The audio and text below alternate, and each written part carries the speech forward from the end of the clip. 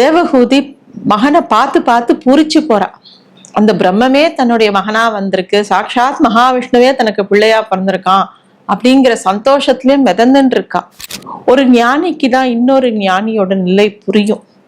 பரீட்சித்துக்கு புரியுற மாதிரி இங்க சுகபிரம்ம ரிஷி சொல்ல சொல்ல சுகபிரம்ம ரிஷிக்கு கபில வாசுதேவர் எந்த நிலையில இருந்தாரோ அதே நிலையில தானே இப்ப சுகபிரம்ம ரிஷி இருக்கார். அவர் அப்படியே எல்லா கதைகளையும் சொல்லிண்டே வர. அப்போ சதி தேவி அங்க வரத பார்த்த உடனே தக்ஷகன் அவளை வானும் கூப்பிடல, அவளுக்கு உண்டான மரியாதையும் சொல்ல கொடுக்கல, எதுவுமே பண்ணல. இருந்தாலும் சதி தேவி அதையும் பொறுத்துண்டு தக்ஷகன்ட்ட போய், அப்பா நீ பண்றது தப்புப்பா, நீ சிவபெருமானை கூப்பிட்டுருக்கணும், அவரை நீ கூப்பிட்டுருக்கணும், அவர் தான் இது எல்லாத்துக்கும் ஆதாரமானவர், உனக்கு தெரியாதாப்பா, நீ யார்கிட்ட போய் இந்த மாதிரிலாம் பண்ற நீ அப்படின்னு எடுத்தெல்லாம் சொல்றா. ஆனா அலட்சியப்படுத்துறா தக்ஷகன்.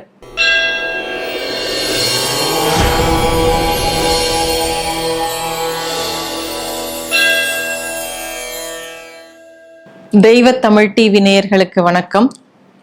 பாகவத கதைகள் பார்த்துன்னு வரோம். போன இதுல பார்க்கும்போது தேவஹூதிக்கு அவருடைய மகனான கபில வாசுதேவர் உபதேசம் பண்ண ஆரம்பிக்கிறத பார்த்தோம். அப்போ கபில வாசுதேவர் தான் பகவானுடைய அவதாரம், முக்கியமான ஒரு அவதாரம். அது ஒரு தாய்க்கு மகன் உபதேசம் பண்ணக்கூடிய விஷயத்த சுகபிரம்ம ரிஷி பரீட்சித்துக்கு சொல்றார். தேவஹூதி மகனை பார்த்து பார்த்து பூரிச்சு போறா. அந்த பிரம்மமே தன்னுடைய மகனா வந்திருக்கு, சாட்சாத் மகாவிஷ்ணுவே தனக்கு பிள்ளையா பிறந்திருக்கான் அப்படிங்கிற சந்தோஷத்திலயும் மிதந்துட்டு இருக்கா. அப்ப சொல்றா, வாய் விட்டே சொல்றா, நீ அந்த பகவானே நீயே இந்த ரூபத்துல என்னுடைய பிள்ளையா பிறந்திருக்க, அதை பார்க்கும்போது எனக்கு அவ்வளோ பூரிப்பா இருக்கு, உன்னை நான் வணங்குறேன்னு சொல்லும்போது கபில வாசுதேவர் தழுத்தழுத்து போறார். அம்மா அப்படி சொல்லாதம்மா, நான் உனக்கு பிள்ளையா பிறக்கணும்னு ஆசைப்பட்டு நான் பிறந்திருக்கேன், உனக்கு என்ன வேணுமோ நீ கேளு, நான் சொல்றேன் அப்படின்னு சொல்லி ஆரம்பிக்கிறார். தேவஹூதி ஒவ்வொரு கேள்வியா கேட்கிற, நான் என்ன பண்ணணும், என்னுடைய பிறப்போட நோக்கம் என்ன எல்லாம் கேட்கிறா. கபில வாசுதேவர் சொல்றார், நீ நீ யாருன்னு உன்னை தெரிஞ்சுக்கோமா, நீ இந்த உலக விஷயத்துல ரொம்ப ஈடுபடாத, உன் மனசு உன்னை ஏமாத்தும், இந்த உன்னுடைய இந்திரியங்கள்லாம் என்ன பண்ணும் தெரியுமா, இந்த உலகத்தை நோக்கி ஓடும், அது மனசையும் பிடிச்சு இழுத்துன்னு ஓடும், மனசு வெளியில ஓட ஓட ஓட திரும்ப திரும்ப துக்கம்தான் மிஞ்சும். இந்த உலகத்துக்குள்ள உழந்துட்டே இருந்தேன்னா ஒவ்வொருத்தரும் என்ன பண்ணுவோம், பிறப்போம், பிறந்த உடனே வளருவோம், வளர்ந்த உடனே நிறைய பொருள் ஈட்டணும்னு நினைப்போம், அந்த பொருளை வாங்கி திருப்பி திருப்பி புது புது பந்தங்களை ஏற்படுத்திப்போம், எல்லார் மேலேயும் பாசம் வச்சுட்டு இருக்கேன், இவன் என் மகன், இவன் என் பொண்ணு, இவன் என்னோட அம்மா, இவனுடைய எங்க அப்பா, என்னோட சகோதரன், என்னுடைய சகோதரி, என் கணவன், என் மனைவின்னு எல்லா பந்தங்களையும் நிரந்தரம்னு நினைப்போம். அந்த பந்தங்களோட ஈடுபட்டு ஈடுபட்டு திரும்ப திரும்ப துக்கமான விஷயத்த பகிர்ந்துட்டே இருப்போம். இதுல எல்லாமே நம்ம மனசு பண்ணக்கூடியதுமா. அந்த மனசு என்ன பண்றதுங்கிறது சாட்சியா பாரு, அது போற போக்குல நீ போகாத, அதை உள்நோக்கி திருப்பு, நீ யாருங்கிற தேடலை ஆரம்பி, ஆத்ம விசாரம் பண்ணுமா, அந்த விசாரத்தை எப்படியெல்லாம் பண்ணலாம் அப்படின்னு சொல்லி கொடுக்கிறார். அஷ்டாங்க யோகத்தை பண்ணுமா, அஷ்டாங்க யோகத்து மூலமா நீ உன்னுடைய மனசை உள்முகமா திருப்பலாம், இல்ல பகவானுடைய கதைகளை நிறைய கேளுமா, அது கேட்கறது மூலமா உன் மனசு ஒரு இடத்துல நிற்கும், உன்னுடைய மனசை அவனுடைய திருவடியில வச்சு சரணாகதி பண்ணிடும், முன்னால ஆகிறதுக்கு ஒண்ணும் இல்லை அப்படிங்கிறத நீ புரிஞ்சுக்கோ, நீ அது ஏதாவது உன் மனசுல தோன்றினாலும் எது தோன்றுதுங்கிறத அப்படியே நீ பாரு, இது யாருக்கு தோன்றுது அப்படிங்கிறத நீ கவனமா பாரு, பார்க்க பார்க்க எது தோன்றுதோ அது மறைஞ்சு எது சத்தியமோ அது வெளிப்படுமா அப்படின்னு ஒவ்வொன்றா சொல்லி கொடுக்கிறார். அவர் சொல்ல சொல்ல தேவஹூதிக்கு கொஞ்சம் கொஞ்சமா அவர் சொல்றது எல்லாம் ஸ்பூரிக்க ஆரம்பிக்கிறது. அவர் கண்ணால ஜலம் விடுறா. எப்படியே அன்னபக்ஷி எப்படி பாலையும் நீரையும் பிரிச்சு எடுக்குமோ எல்லாத்தையும் அவளுக்கு பிரிச்சு அழகா காமிக்கிறார். அவ எல்லாத்தையும் பருகிறா. இந்த விஷயத்தை எல்லாத்தையுமே சுகபிரம்ம ரிஷி பரீட்சித்து சொல்றா. ஒரு ஞானிக்கு தான் இன்னொரு ஞானியோட நிலை புரியும். பரீட்சித்துக்கு புரியுற மாதிரி இங்க சுகபிரம்ம ரிஷி சொல்ல சொல்ல சுகபிரம்ம ரிஷிக்கு கபில வாசுதேவர் எந்த நிலையில இருந்தாரோ அதே நிலையில தானே இப்ப சுகபிரம்ம ரிஷி இருக்கார். அவர் அப்படியே எல்லா கதைகளையும் சொல்லிண்டே வரார். அடுத்தது இந்த ஸ்வயம்பு மனுவோட பெண்ணான தேவகூதியோட கதையை சொல்லிட்டும், ஸ்வயம்பு மனுக்கு இன்னொரு புத்திரி இருந்தா, பிரகூதி அப்படிங்கிற ஒரு புத்திரி. அவளை தக்ஷகனுக்கு கல்யாணம் பண்ணி வச்சார். தக்ஷகனும் பிரம்மாவோட புத்திரன் தான். தக்ஷகனுக்கு கல்யாணம் பண்ணி வைக்கும் போது அவளுக்கு நிறைய குழந்தைகள் பிறக்கிறா. அதுல ஒண்ணுதான் சதி தேவி. அவதான் பார்வதியோட அவதாரம். அந்த சதி தேவிய சிவபெருமானுக்கு கல்யாணம் பண்ணி கொடுக்கிறான் தக்ஷகன். இந்த கதையை சொல்லும் போது அப்போ பரீட்சத்துக்கு ஒரு முக்கியமான விஷயத்த சுகபிரம்ம ரிஷி சொல்றார். என்ன சொல்றாருன்னா, எல்லாருக்கும் பதவி, பணம், புகழ் எல்லாமே கிடைக்கும் வாழ்க்கையில. அது கிடைச்ச உடனே அதெல்லாம் நம்ம சம்பாதிச்சிட்டோம் அப்படிங்கிற ஒரு அகங்காரமும் கூடவே வரும்பா. அப்ப அந்த அகங்காரம் வளர வளர வளர நம்ம எதுனால நமக்கு இது கிடைச்சது, எங்க இருந்து நமக்கு கிடைச்சது, எதுக்காக இது கிடைச்சது அப்படிங்கலாம் மறந்து போய் அந்த அகங்காரத்தை இறுக்கி பிடிச்சிட்டுருவோம். அப்ப தலகால் புரியாது, அப்படியே நம்மளுடைய ஒரு மிதப்புலயே இருப்போம்.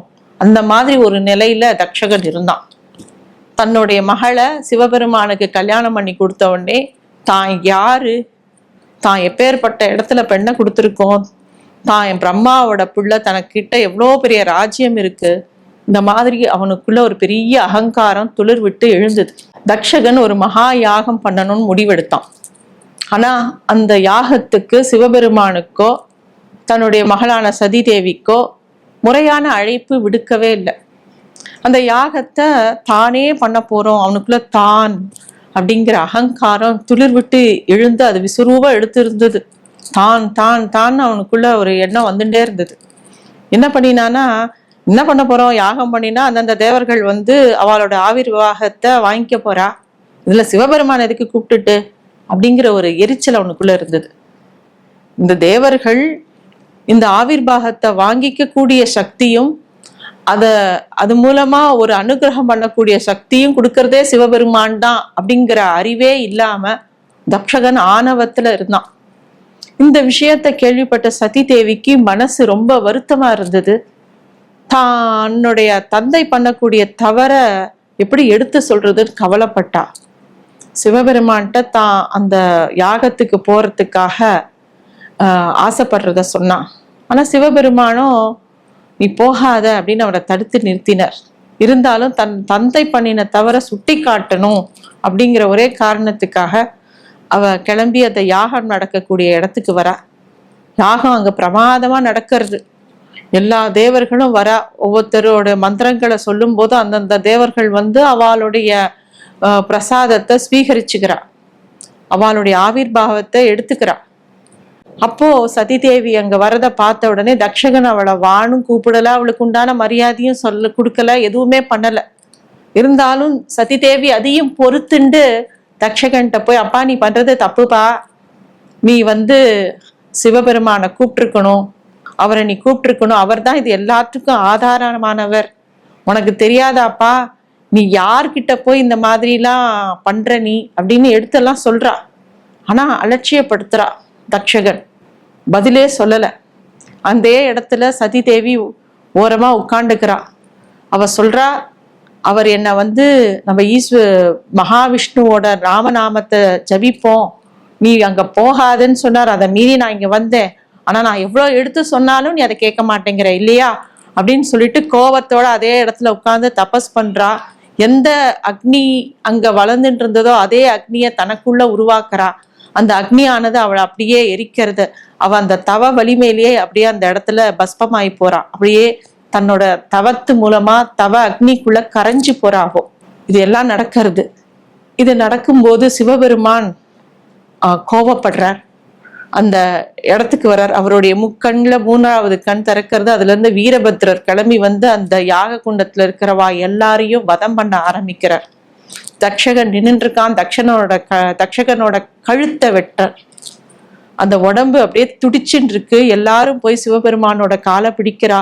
அவன் பண்ணினது தப்புதான், அவனை மன்னிச்சுடுங்கோ அப்படின்னு கேட்கும்போது அவனுடைய தலையானது யாக குண்டத்துல விழுந்து பஸ்பமா எடுத்து அப்படின்ட்டு அவளுக்கு ஒரு ஆட்டு தலையை கொண்டு வைக்கிறான் இந்த தக்ஷகனுக்கு. தக்ஷகன் தன்னுடைய தவற உணர்றான். அப்போதான் சிவபெருமான் ஒரு முக்கியமான விஷயத்த சொல்றார். இந்த பிரம்மா, சிவன், மகாவிஷ்ணு இது எல்லாருமே அந்த பிரம்மத்துடைய பல்வேறு வெளிப்பாடுகள் தான். எல்லாரும் ஒண்ணுதான்.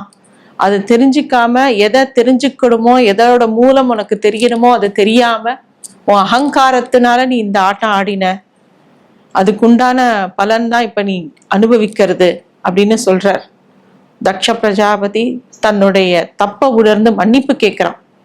அதே நேரத்துல சதி தேவியானவள் அந்த யாக குண்டத்துல தன்னையே அக்னிக்குள்ள கரைச்சிண்டவ இன்னொரு இடத்துல மறுபிறப்பா இமவான் புத்திரியா பிறக்கிறான். இந்த கதைகள் எல்லாத்தையும் பரீட்சித்துக்கு சுகபிரம்ம ரிஷி சொல்லிண்டே வரார். அடுத்தது என்ன ஆகுங்கிறத நம்ம அடுத்த வாரத்துல பார்க்கலாம்.